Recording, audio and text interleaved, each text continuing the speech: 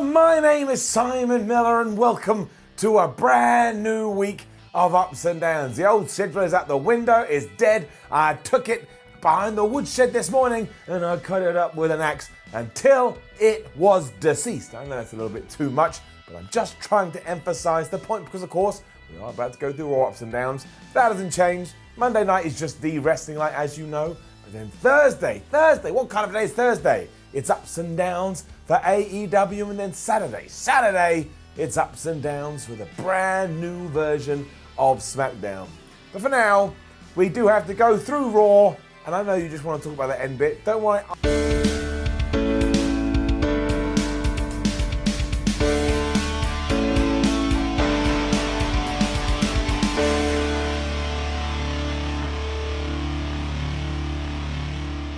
Everything about Raw is new. There's a new set, there's a new commentary team, we have new pyro, even though it's old pyro, but it doesn't count. We've got a new intro, we got new music. Even the theme over the whole then, now, forever thing is different, and I absolutely loved it. When you do watch something week in, week out, you're always going to get a little bit bored. It's always going to run its course. That's just how life works. And this felt like a lovely, fresh coat of paint. Even if some of it doesn't work, I don't even care. On this night, on this day, it was damn badass. Give it up. I'm going to be an ass and say that the one thing that did stand out to me when the commentary team did start talking is that Jerry Lawler kind of sounded like he'd just been ripped from a video game. It was all like, Rey Mysterio, Universal title. But I don't care. It was Rey Mysterio coming out to kick things off and to remind us that he has a championship match with Seth Rollins later on in the evening. Or that was meant to be the case, because lo and behold, we had our first surprise, and out came Brock Lesnar. Brock Lesnar was in a foul mood, but Brock Lesnar also had his pyro back, and once again, pyro and fireworks just makes things better. Straight away, he looked more like a star than he usually does, and he usually comes like a star anyway. Give it up. Rollins must be really upset too, because after gushing all week on Twitter about how excited he was to face the luchador, well, like I say, Brock Lesnar whooped his ass so bad here, that match got called off. I mean, it didn't even really start. Paul Heyman snatched the microphone away from Rey Mysterio, so Rey Mysterio snatched it right back, and Brock was like, well, no, that's not cool. I don't agree with that. So he F5'd his face into the floor. We then got another one after that until Lesnar looked out into the crowd and he spied Dominic, Rey Mysterio's son. He got out the ring, he walked over to them, he teased that he was just going to leave it, but he didn't. And instead, you've guessed it, he grabbed good old Dommy boy and he absolutely kicked the shit out of him. I mean, he manhandled that kid like he was a sack of potatoes. No, that was rubbish. He manhandled him like a piece of meat, and Brock Lesnar was the butcher. Honestly, you should go and watch this. At one point, you'd be like, I think Brock Lesnar killed Rey Mysterio's kid. Genuinely quite difficult to watch at some points, and then they were back in the ring and Lesnar was German suplexing him halfway across it, and at the end, he stood over the Mysterios and he looked like a Viking that had just conquered a village. And the real question is, why? I mean, to serve as an advert for SmackDown, because he's going after the WWE title, but does this mean we're going to get Rey Mysterio and Dominic versus Brock Lesnar? Because even then, Brock Lesnar will still come out standing tall. And he'd even pretended to leave. He left after this point. He went, nah, I'm going to go back in. And he picked both of them up and he just chucked them aside again, just like they were rubbish on the ground. Brock Lesnar came across in this segment like he could beat up the world and nobody could stop him. It was a surprising opening segment then, and while Rey was able to recover, Dominic had to be stretchered to the back and into an ambulance. The whole time Mysterio was all like, I'm sorry, Dominic, I'm sorry, because I think Rey Mysterio then thought he was Brock Lesnar. You didn't do it, Rey. You didn't do it. You ain't got nothing to say sorry for. It's done by Brock Lesnar. You're not Brock Lesnar. Sasha Banks versus Alexa Bliss was just weird though. Down. Again, they all have fancy new entrances and it just works because it makes everybody feel like a bigger star. And we even had Becky Lynch coming out here because she was going to have a little bit of fun on commentary. And this was all fine, but I just don't get the ending, because this is literally what happened. Sasha Banks pretended that Bayley was at ringside, even though Alexa was well aware that Bayley wasn't at ringside. She went, Bayley, help me. That meant Bliss looked towards the mystery of nothing. Sasha Banks kicked her in the leg and then she just pinned her. I mean, if you're going to do that, why not just pretend there's a ghost? Oh, Alexa Bliss, there's a ghost behind you. She can turn away. Oh, God. No, there's no ghost. Roll out 1, 2, 3. All of this also just makes the women's tag team titles look even more ridiculous than they did. You don't ever get into any kind of program or feud if you do win one of those championships and then you just lose each and every single week. It'll be like the Iconics soon. One moment you were there, the next you vanished into dust. In fact, when you use that ghost technique, you can probably use Iconics, because right now, they are like ghosts. Anyway, eventually Becky Lynch got in the ring, she beat up Sasha Banks, said, I'm going to beat you up a Hell in a Cell,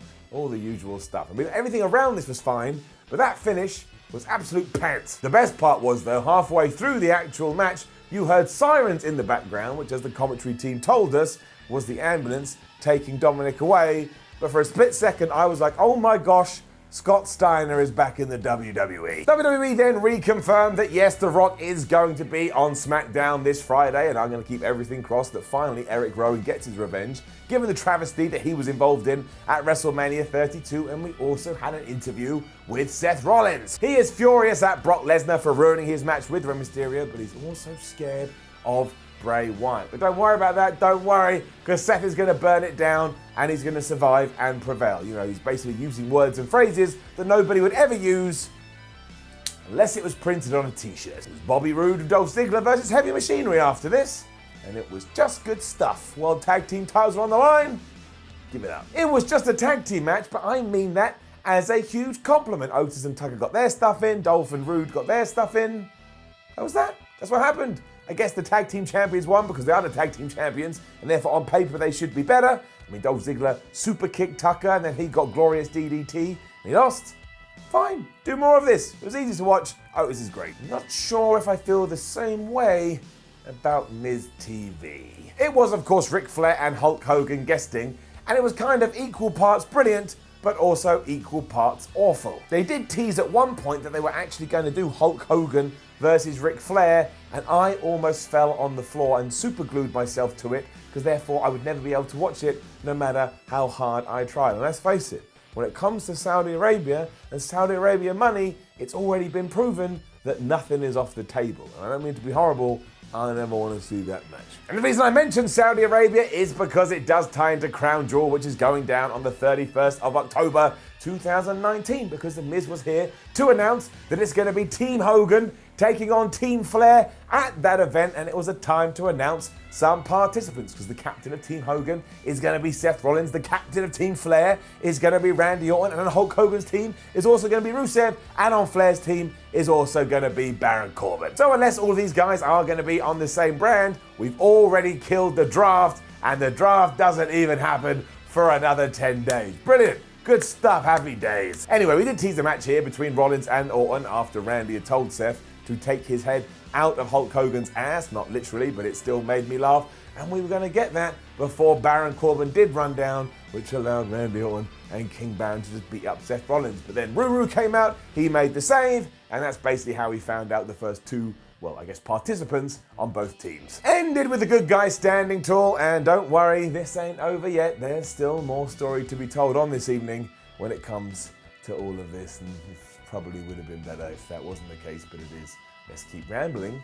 Maybe if we keep rambling, it will just like time will go back in time and we'll never have to relive this again. However, taking everything into account and just how much the fans loved it, I mean, the audience was going crazy from start to finish, sometimes you just got to call a spade, put a smile on your face and enjoy a bit of nonsense. Give it up. Also, yeah, I know it was a talk show on WWE TV, so I'm well aware of what we have to do. Where was my intro? Well, my knees hurt at the moment. I can't bend down to do your stupid intro because you do know you are just a puppet and this is my hand stuck up your neck. You are rubbish at this and I hate you. All right, okay, you don't have to get right in my face. You hate me. You do know you're just a puppet version of me, right? Why have you got... You're such a piece of... Why have you got to be such a... Let's move on. Then everything started coming together. We did see Rey leave in an ambulance with his son Dominic, and Rey is absolutely broken. And we had a chat with Rusev. Now, for starters, Rusev was asked, hey Ruru, can you tell us about your situation with Lana? And clearly by the look on his face, something isn't right there, but he wasn't going to worry about that right now because instead he wanted to challenge Seth Rollins for the Universal title, given that he had just saved his behind. And as a Rusev fan, that made me really excited. It made me elate. I thought, finally, we are putting Rusev in the position he deserves, and what a day to do it on, because it is Rusev Day. That is not how this story goes, ladies and gentlemen. But put it in your brain.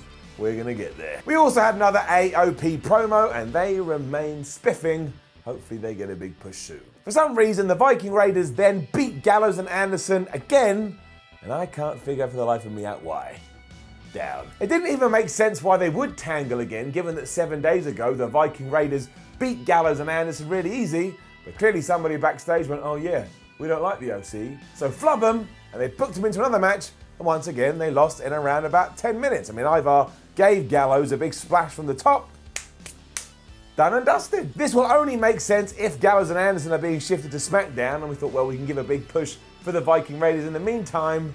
But boy, howdy does it make it feel like those two have fallen off a cliff. Somebody save them. All of a sudden, I think the writing team must have gone, oh yeah, we got Ricochet and Cesaro on our books. We should probably do something with them. And Cesaro's on camera having an interview, and he let us know that he doesn't think it's fair that Brock Lesnar is being questioned by authorities because he was, as he did nothing criminal. The only criminal thing that has gone down on this evening, and get this right, get this, is that Brock Lesnar had beaten up Dominic before Cesaro could get there first. So he was basically saying the crime, the bad thing that's happened today is I didn't get to beat up somebody's kid.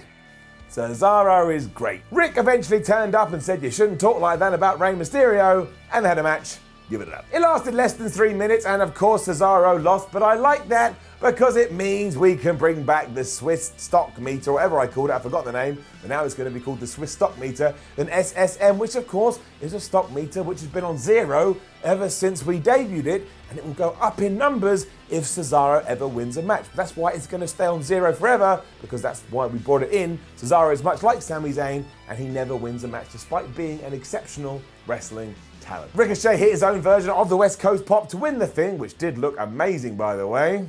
And that was that. I can't work out which direction WWE is going with either of these guys. The Firefly Funhouse followed, and it is worth pointing out that every time this was teased throughout the evening, it got a massive pop. My word, give it up. This week, all the puppets were terrified to the point that Rambling Rabbit actually died on camera. Bray Wyatt clearly didn't care about that and just flicked him away. And the reason they were so scared is because they don't know what the Fiend is going to do when we get to Hell in a Cell. Wyatt followed this up by comparing wherever he lives to the Hotel California, because he says, while you can enter, you can never leave. And the whole point is the Fiend is going to destroy Seth so much he's going to be trapped in a glass case of emotion. I mean, look, the Firefly Funhouse is great because it's utterly different to everything that WWE does, and so far, it hasn't taken one wrong step. Makes me happy. I'm really, really intrigued to see what's going to go down on Sunday. It's a big deal for WWE. If they get that wrong, they're going to piss a lot of people off. AJ Styles then retained his US Championship as he took on Cedric Alexander, and there I was thinking that maybe Cedric would win, he'd stay on Raw and keep the championship there, and AJ Styles would head over to SmackDown. What a goon I am, but he did hit him with the Styles Clash, which he reversed off the back of a lumbar check, by the way, which kicked all the ass. Give it an up. It was a really enjoyable match. Poor old Cedric.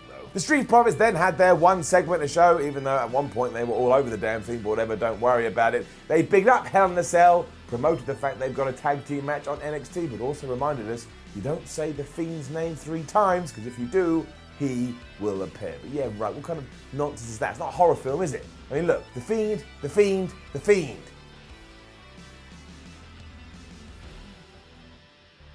See? After weeks of build as well, we finally had Lacey Evans versus Natalya. Down. It was just another example of WWE not really planning for the long term, or at least that's how it felt. This went around about, 3.5 minutes, and at one point the referee got in the way between Natty and Lacey Evans. I don't know what he was doing there. So Lacey Evans raked the face of Natalya, and that allowed her to hit the most devastating finish of all of WWE, the roll-up. She grabbed the tights, and that was that. Natty lost. She then got punched in the face by the women's rights, and the commentary team made out that we were never, ever, ever going to see this match again. So I'm glad we had all those weeks building to what was essentially nothing. Not their fault, Just really, really silly. Heyman was then in the back apologizing for Brock Lesnar's actions, but also putting the blame squarely on the shoulders of one Vincent Kennedy McMahon, because it was Vince that booked Brock Lesnar to be on Raw during his fight week, and that just really, really annoyed Lesnar. So remember that now within storyline, if you do indeed tell Brock Lesnar he has to do anything else within 7 days where he has a match, he will go out and he will beat up a child. Just saying. Heyman also gave us a spoiler that on SmackDown, Brock will become the new WWE champion. You know what? He probably will. We also got it confirmed that Rusev is not the father of Maria Kanellis' baby. Maria was here telling us that, so I'm glad we did all of that a couple of weeks ago. And then Sasha Banks is interrupted, got on the microphone and said, Becky Lynch, I am coming to beat you up. You better be scared. I'm Sasha Banks and I'm really good. Classic wrestling stuff. Then it was time to end the season premiere of Raw. And who in the hell saw this coming?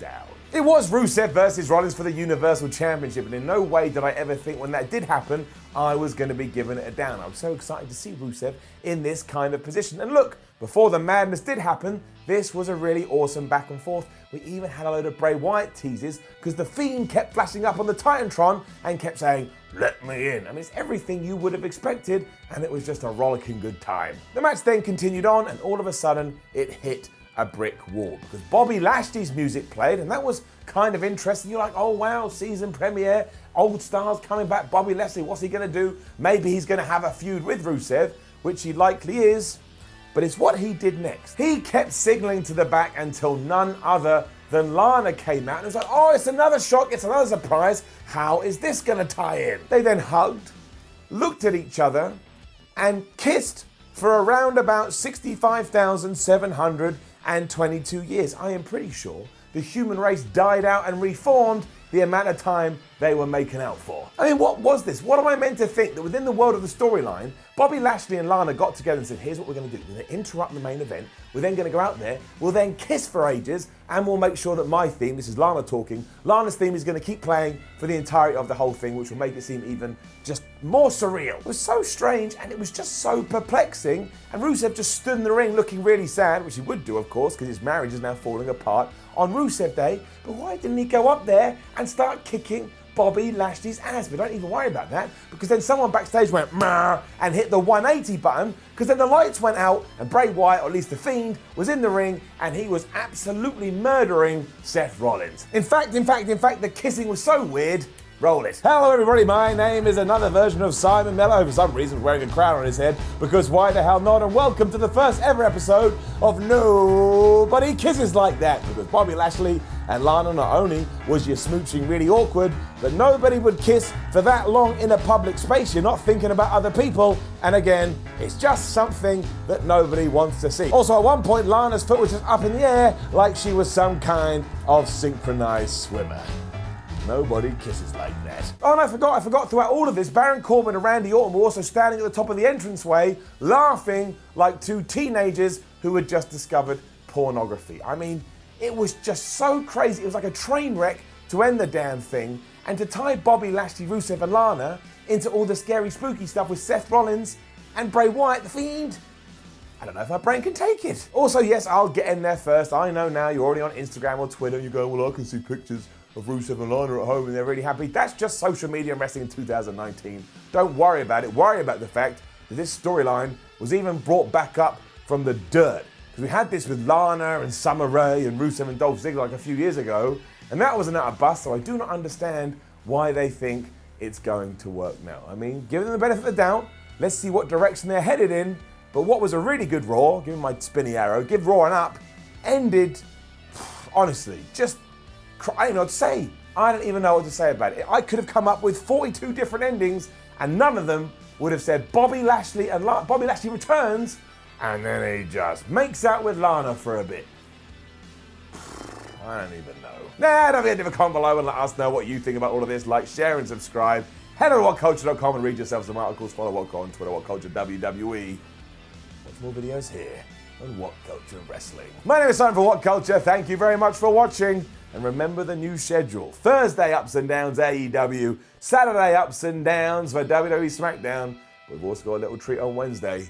Keep your eyes peeled, not literally.